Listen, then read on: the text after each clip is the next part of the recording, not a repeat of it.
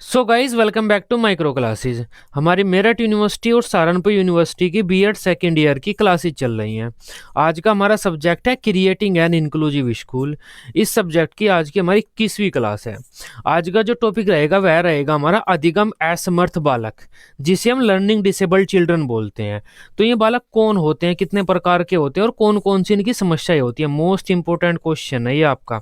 अच्छे से पढ़ लेना इसे, क्योंकि बीएड में तो आपके काम आएगा ही आएगा। लेकिन बाद में जो आपके टैट के एग्जाम होते हैं, सी टैट हो गया, यूपी टैट हो गया, वहां पर यहाँ से कई क्वेश्चन आते हैं। तो अभी पढ़ लेना, बाद में आपको पढ़ना नहीं पड़ेगा, इंपॉर्टेंट क्वेश्चन है। अब इसे देखते हैं। तो ये क्वेश्चन कई तरह से आपके पेपर में आ जाता है। अधिगम असमर्थ बालक कौन है, उनके बारे में बता दीजिए, ऐसे आ जाएगा आपके पेपर में। या अधिगम बाधित बालक कौन है, उनके बारे में बता दीजिए। या फिर अधिगम असमर्थता किसे कहते हैं, उसके बारे में बता दीजिए। तो अलग अलग तरह से ये क्वेश्चन आपके पेपर में आ जाता है। सारे शब्द यहाँ पर लिखे हुए हैं।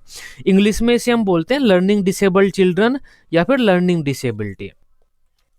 तो अधिगम असमर्थ बालक कौन होते हैं, अब उनके बारे में आपको हल्का सा पहले बता देता हूँ।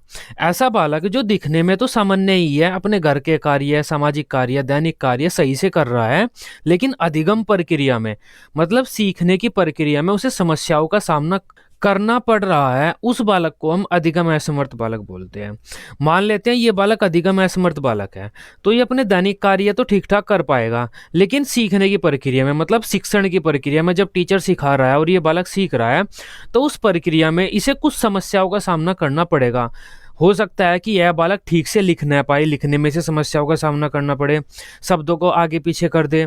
बोलने में समस्याओं का सामना करना पड़ सकता है इस बालक को, बोलते टाइम प्रोनाउंसिएशन गलत कर दे, जो शब्द है उनको आगे पीछे कर दे, जो लेटर है उन्हें लेटर्स को आगे पीछे कर दे, या गणित के सवालों को करने में समस्याओं का सामना करना पड़ सकता है। तो इस प्रकार ऐसा कोई भी बालक जिसे सीखने में, अधिगम की प्रक्रिया में समस्याओं का सामना करना पड़ता है, लेकिन वैसे सामान्य बालक की तरह ही है, वो बस सीखने में समस्याओं का सामना करना पड़ता है, उस बालक को हम अधिगम असमर्थ बालक बोलते हैं।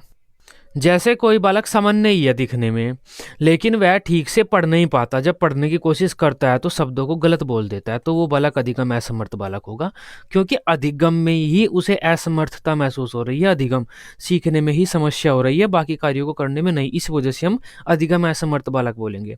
या फिर कोई एक बालक आपके पास रहता है जो ठीक ठाक है दिखने में, तो बाकी सारे कार्य सही से कर लेता है, लेकिन गणित के जब सवाल करने का नंबर आता है तो वह नहीं कर पाता, तो वह बालक भी अधिगम असमर्थ बालक है। जो गणनाएं हैं, जोड़ घटा गुणा भाग है, वो नहीं कर पाता अपनी आयु के अन्य बालकों की तुलना में, तब ऐसे बालकों को हम अधिगम असमर्थ बालक बोलते हैं, क्योंकि ये बालक अधिगम में असमर्थता दर्शाते हैं, सिर्फ सीखने की प्रक्रिया में समस्याओं का सामना करते हैं, बाकी क्रियाओं में नहीं। अब इसके बारे में हल्का सा पढ़ लेते हैं। तो जो अधिगम असमर्थता होती है, अगर इस शब्द को देखें हम, तो असमर्थता शब्द का जो शाब्दिक अर्थ होता है वह समर्थ न होना, मतलब ये बालक अधिगम में समर्थ नहीं हो पा रहे हैं। असमर्थता के लिए अंग्रेजी में हम डिसेबिलिटी का प्रयोग करते हैं, जिसका अर्थ होता है योग्यता का अभाव, मतलब बालकों में यह योग्यता नहीं है। इस आधार पर हम कह सकते हैं कि असमर्थता शब्द उस स्थिति को दर्शाता है जिसमें कोई व्यक्ति किसी कार्य को करने में सक्षम नहीं होता, मतलब योग्य नहीं होता। अगर कोई बालक किसी कार्य को नहीं कर पा रहा है, तो उस स्थिति को हम असमर्थता बोलते हैं। अभी हमने असमर्थता का शाब्दिक अर्थ दिया है, क्योंकि लॉन्ग क्वेश्चन हमें लिखना होता है, तो लॉन्ग क्वेश्चन में हम ऐसे लेकर चलते हैं, एक शब्द लेकर चले, अब दूसरा शब्द लेकर चलेंगे तो लंबा हो जाता है थोड़ा। अधिगम असमर्थता उस स्थिति को दर्शाता है जिसमें कोई बालक मस्तिष्क की किसी कमी के कारण शिक्षण अधिगम प्रक्रिया की कुछ क्रियाओं को करने की अक्षमता या तो आंशिक रूप से खो देता है या फिर पूर्ण रूप से खो देता है। जैसे बोलने की अक्षमता, मतलब बच्चा भाषा को नहीं बोल पा रहा है, जैसे मुझे अपनी बात कहकर दूसरों को बतानी है, टीचर से कोई क्वेश्चन पूछना है, तो मैं ठीक तरह से नहीं पूछ पाता, भाषा को प्रयोग करने में समस्या, या फिर बोले गए शब्दों को समझने में समस्या, कोई दूसरा बोल रहा है तो मैं उसे समझ नहीं पाता, या फिर पढ़ने में समस्या, पढ़ने की अक्षमता खो देता है, कोई बालक ठीक से पढ़ नहीं पाता, शब्दों को आगे पीछे कर देता है, गलत प्रोनाउंसिएशन करता है या ज़्यादा गैप ले लेता है, तो पढ़ने की अक्षमता खो देता है, या ठीक प्रकार से शब्दों को पहचानने की अक्षमता, या फिर गणितीय संक्रियाओं को करने की अक्षमता आदि। इस प्रकार कोई भी बालक जो इस प्रकार की क्षमता से ग्रसित होता है या इस प्रकार की क्रियाओं को करने की क्षमता खो देता है, उस बालक को हम अधिगम असमर्थ बालक बोलते हैं। दिखने में तो ये बालक सामान्य नहीं होते हैं और अपने दैनिक कार्य भी ठीक प्रकार करते हैं, बस इन बालकों को ये समस्याओं का सामना करना पड़ता है, इस प्रकार की क्रियाओं को करने में ये समस्याओं का सामना करते हैं। ऐसा बालक जो उपरोक्त दशाओं के कारण अधिगम में कठिनाई महसूस करता है, अधिगम असमर्थ बालक कहते हैं उस बालक को हम, तथा उसकी यह दशा अधिगम असमर्थता कहलाती है। तो अधिगम असमर्थता भी यही होता है, अधिगम असमर्थ बालक ये होता है, उसकी ये कंडीशन अधिगम असमर्थता बोली जाती है। अब इसके बारे में और पढ़ते हैं। अधिगम असमर्थ बालक सुनने में, बोलने में, समझने में व पढ़ने लिखने में कठिनाइयों का सामना करते हैं, या फिर गणित के कार्यों करने में स्वयं को असमर्थ महसूस करते हैं। जैसे ये बालक पढ़ते व लिखते समय वर्णों को, लेटर्स को उल्टा कर देते हैं, समान तरह के वर्णों का प्रयोग करने में परेशानी महसूस करते हैं, जैसे डा है या ढा है या ये वाला डा है, तो इसको प्रयोग करने में परेशानियों का समस्याओं का सामना करना पड़ेगा इन्हें। या फिर हमारा बी है और डी है, इस प्रकार के वर्णों का प्रयोग करने में समस्याओं का सामना करना पड़ेगा इन्हें, क्योंकि ये समान है। अधिगम असमर्थ बालकों की सीखने की योग्यता सामान्य बालकों से कम होती है, वे सामान्य बालकों की तुलना में कम ज्ञान ग्रहण करते हैं। ये बालक दिखने में तो सामान्य बालकों की तरह ही होते हैं, लेकिन ये अधिगम के दौरान कठिनाई महसूस करते हैं। शुरुआत में इन बालकों की पहचान करना मुश्किल होता है, लेकिन शिक्षण प्रक्रियाओं के दौरान इन बालकों की पहचान स्वतः ही हो जाती है। एक डेफिनेशन आप लिख सकते हैं, हेमिल, लेद, मेंकट व लाइसन के अनुसार आसान डेफिनेशन है, लेकिन ये 4 नाम है, ये आपको रटने पड़ेंगे क्योंकि ये डेफिनेशन अच्छी है इनकी। अधिगम निर्योग्यता एक ऐसा शब्द है जिसके अंतर्गत बालकों का समूह श्रवण, वाचन, लेखन, अध्ययन, तर्क, गणितीय योग्यताएं आदि को समझने में कठिनाई अनुभव करता है।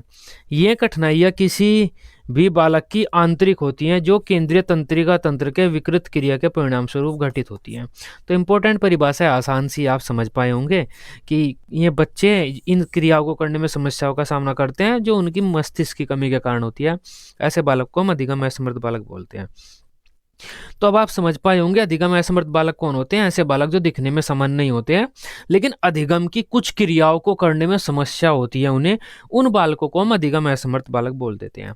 तो अधिगम असमर्थता की कई स्थितियां होती है, जैसे कोई बालक बोल नहीं पाता, भाषा का प्रयोग नहीं कर पाता, कोई पढ़ नहीं पाता, या कोई बालक गणितीय सवाल नहीं कर पाता, कोई लिख नहीं पाता, या किसी बालक में एक से ज़्यादा समस्या भी हो जाती हैं। तो ये जो स्थितियां हैं उन्हें हम अलग अलग नामों से पुकारते हैं। वे नाम आपके वेरी शॉर्ट क्वेश्चन में आ जाते हैं। वेरी शॉर्ट क्वेश्चन में क्या आएगा, एक बालक को लिखने में समस्याओं का सामना करना पड़ता है, बालक की उस स्थिति को आप क्या कहेंगे, तो उसे हम कहते हैं डिस्ग्राफिया। अगर बालक को लिखने में समस्या का सामना करना पड़ रहा है तो उसे हम डिस्ग्राफिया बोलते हैं, पढ़ने में समस्या का सामना करना पड़ रहा है तो उसे डिसलेक्सिया बोलते हैं। हम इस तरह से हमने अलग अलग नाम रख दिए हैं, उनके बारे में भी हम बताते हैं कि अधिगम असमर्थता की जो अलग अलग स्थितियां होती हैं उन्हें हम अलग अलग नामों से पुकारते हैं। सबसे पहला तो है एफेजिया। एफेजिया इसे हम हिंदी में भाषाघात बोलते हैं, इंग्लिश में ज़्यादा आता है ये। एफेजिया किसे कहते हैं ये भी आ जाता है वेरी शॉर्ट क्वेश्चन में, तो इंग्लिश में आपको जरूर पढ़ना पड़ेगा ये एफेजिया, जिसे हम भाषाघात बोलते हैं हिंदी में। तो एफेजिया क्या होता है, इस स्थिति में किसी भी बालक को भाषा का प्रयोग करने में समस्याओं का सामना करना पड़ेगा। वह बोलकर अपनी बातों को नहीं कह पाएगा सही तरह से, और अगर कोई दूसरा बोल रहा है तो उसकी बात को सही तरह से नहीं समझ पाएगा। तो बोलने में व समझने में भाषा से संबंधित समस्याओं का सामना करना पड़ता है इन बालकों को।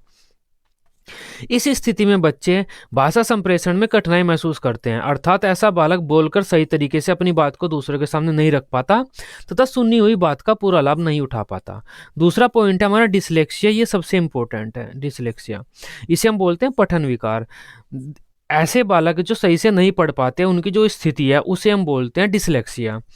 इस स्थिति में बच्चों को लिखी हुई भाषा को पढ़ने में समस्या होती है। बच्चे अटक अटक कर पढ़ते हैं, उच्चारण से संबंधित गलतियां करते हैं, पढ़ते समय में वर्णों व शब्दों को आगे पीछे बदल देते हैं, जैसे वाज को सा कर देना, इसको ऐसे बदल दिया बच्चों ने, या 12 को 21 कह देना, इन दोनों को आपस में बदल दिया। इसके अलावा बच्चे इस दोष में पढ़ते समय समान दिखने वाले जो वर्ण हैं उनमें भी अंतर नहीं कर पाते, जैसे ड ड ड है, ये बी डी है, बी डी एक जैसा है। अगर इसे आप इंग्लिश में देखें तो ये ऐसे हो जाता है, बिल्कुल सेम लगता है, इंग्लिश में भी है। तो समान दिखने वाले वर्णों में भी बच्चे अंतर नहीं कर पाते। पढ़ने में समस्या होती है बच्चों को डिसलेक्सिया में। तीसरी स्थिति है हमारी डिसग्राफिया। अगर किसी बच्चे को लिखने में समस्याओं का सामना करना पड़ता है तो उसकी उस स्थिति को हम डिसग्राफिया बोलते हैं, लेखन दोष। इस स्थिति में बालक लिखने में समस्याओं को महसूस करता है। वह वर्णों व शब्दों को आगे पीछे लिख देता है, जैसे वो आज को सा लिख देना। देखो, डिसलेक्सिया में तो वह बोलने में गलती करेगा, डिसग्राफिया में वह लिखने में गलती करेगा, 12 को 21 लिख देना। इसके अलावा बच्चे लिखते समय समान दिखने वाले वर्णों में भी अंतर नहीं कर पाते, गलती कर देते हैं। डिसकैलकुलिया गणना दोष। अगर कोई बच्चा गणित के जो सवाल होते हैं, संक्रियाएं होती है, जोड़ घटा गुणा भाग, इन संक्रियाओं को नहीं कर पाता, उस बच्चे की उस स्थिति को हम बोलते हैं डिसकैलकुलिया गणना दोष या गणना संबंधी दोष, कुछ भी कह सकते हैं। यह एक गणित से संबंधित दोष है। इसमें बच्चों को अंक गणित की गणनाओं को करने में कठिनाई महसूस होती है। इस समस्या के अंतर्गत बालक संख्या से संबंधित प्रश्नों को हल नहीं कर पाता, उसे जोड़ घटाओ, संख्याओं को गिनने आदि की समस्या होती है और वह गणित में अधिक रुचि नहीं ले पाता। इन्हें संख्याओं को पहचानने में भी दिक्कत होती है। तो संख्याओं से संबंधित जो समस्या किसी बालक को होती है उसे हम बोलते हैं डिसकैलकुलिया। लिखने में अगर किसी समस्या होती है किसी बालक को, उसे हम डिसग्राफिया बोलते हैं। पढ़ने में किसी बालक को समस्या होती है, उसे डिसलेक्सिया बोलते हैं। बोलकर किसी भाषा को प्रयोग करने में समस्या होती है, उसे हम एफेजिया बोलते हैं। तो ये 4 स्थितियां होती हैं। इसके अलावा भी काफ़ी सारी स्थितियां होती हैं। आप टैट में जाएंगे, वहाँ पर आप 8-10 पढ़ेंगे, लेकिन 4 इंपॉर्टेंट है बीएड के लिए, ये 4 ही आप पढ़ लेना। अब जो अधिगम असमर्थ बालक होते हैं उनकी क्या क्या समस्याएं होती हैं, यही समस्याएं होती हैं। आपसे आप पेपर में पूछ लिया जाता है कि अधिगम असमर्थ बालकों की स्थितियों के बारे में बताइए, तो आप ऊपर वाले में पॉइंट लिख देना, ये 4 अधिगम असमर्थ बालक की ये स्थितियां होती हैं। लेकिन अधिगम असमर्थ बालकों को कौन कौन सी समस्याओं का सामना करना पड़ता है, तो वही तो समस्याएं हैं, वे पॉइंट आप लिख सकते हैं यहाँ पर। अधिगम असमर्थ छात्रों को पढ़ते समय बहुत सी समस्याओं का सामना करना पड़ता है। कुछ बालकों की समस्याएं साधारण होती हैं, जिनको उचित अभ्यास कराकर व प्रशिक्षण देकर ठीक किया जा सकता है तथा उन बालकों को सामान्य विद्यालय में भेजा जा सकता है। कुछ छात्रों की समस्याएं गंभीर होती है, जिसके कारण उन छात्रों को विशिष्ट विद्यालयों में ही भेजने की आवश्यकता पड़ती है। इन छात्रों को निम्न समस्याओं का सामना करना पड़ता है। तो ये 6 हेडिंग यहाँ पर लिखी हुई है, शॉर्ट में आ जाता है ये, या फिर लॉन्ग में आता है तो भी ये 6 हेडिंग आपकी काम कर देंगे। सबसे पहले तो संप्रेषण संबंधी समस्या, वो भाषा का प्रयोग करने वाली, फिर पढ़ने वाली समस्या, फिर लिखने वाली समस्या, फिर गणित का प्रयोग करने वाली समस्या। 2 समस्या हम और एक्स्ट्रा लिख देते हैं। ध्यान केंद्रण की समस्या, ये ध्यान केंद्रित नहीं कर पाते, या मंद अधिगम की समस्या, ये धीमी गति से सीखते हैं। क्योंकि जब इन बालकों को ये समस्या है तो ये तेजी से तो नहीं सीख पाएंगे, तो ये हमने अपनी तरफ से ऐड कर लिया क्वेश्चन को लंबा करने के लिए। तो संप्रेषण की समस्या, ये बालक भाषा का प्रयोग नहीं कर सकते बोलकर और दूसरे की बोली हुई भाषा को सही तरह से नहीं समझ पाते, ये बात मैं आपको बता चुका हूँ। पठन संबंधी समस्या, इन बालकों को पढ़ने में समस्याओं का सामना करना पड़ता है, ये भी मैं आपको बता चुका हूँ। इसके अलावा लेखन संबंधी समस्या, लिखने में इन बालकों को समस्याओं का सामना करना पड़ता है, ये भी इनकी समस्या होती है। इसके अलावा गणित संबंधी समस्या, गणित की संख्याओं को बोलने में, जोड़ घटा गुणा भाग करने में समस्याओं का सामना करना पड़ता है इन बालकों को। इसके अलावा हमारा नेक्स्ट है ध्यान केंद्रण की समस्या, कंसंट्रेशन प्रॉब्लम। तो ध्यान केंद्रण की भी इनकी समस्या होती है, एक जगह पर ज़्यादा देर ये ध्यान अपना केंद्रित नहीं कर पाते, उनके बारे में भी आप कुछ अपने शब्दों में लिख सकते हैं, या फिर ये जो लिखा हुआ है इसे पढ़कर लिख सकते हैं। लास्ट है हमारा मंद अधिगम होने की समस्या, मतलब ये बालक धीमी गति से सीखते हैं, सामान्य बच्चों की तुलना में हल्का सा इनकी सीखने की गति कम होती है। इन बालकों को मंद अधिगम की समस्या का भी सामना करना पड़ता है, अर्थात इनकी सीखने की गति सामान्य बालकों से कम होती है, ये कम है। इस कारण इन्हें कक्षागत शिक्षण की प्रक्रिया बहुत तेजी से आगे बढ़ती हुई प्रतीत होती है, अतः हमें इनके लिए विशेष शिक्षण की व्यवस्था करनी चाहिए। तो ये हमारे मंद अधिगामी वाले बालक थे। आसान सा पॉइंट है, एक बालक जो दिखने में तो सामान्य है, अपने दैनिक कार्य सामान्य तरीके से कर रहा है, लेकिन उसे अधिगम में या शिक्षण अधिगम प्रक्रिया की कुछ क्रियाओं को करने में समस्याओं का सामना करना पड़ता है, बोलने में, लिखने में, पढ़ने में या गणित के सवाल करने में आदि। इन क्रियाओं को करने में समस्या का सामना करना पड़ रहा है, बाकी काम वह सही से कर पा रहा है, दिखने में सामान्य है, तो उस बालक को हम अधिगम असमर्थ बालक बोलते हैं, कि वह बालक अधिगम में असमर्थता दर्शा रहा है, बाकी ठीक है वह। तो इस प्रकार आप इस टॉपिक को आसानी से अब आप समझ पाए होंगे। वीडियो अच्छी लगी हो, आप इसे अपने बीएड ग्रुप में दोस्तों के साथ शेयर कर सकते हैं। बीएड की इसी तरह से सभी सब्जेक्ट की डेली रेगुलर क्लासेस लेने के लिए आप इस चैनल को सब्सक्राइब कर सकते हैं। Till then, bye bye, take care.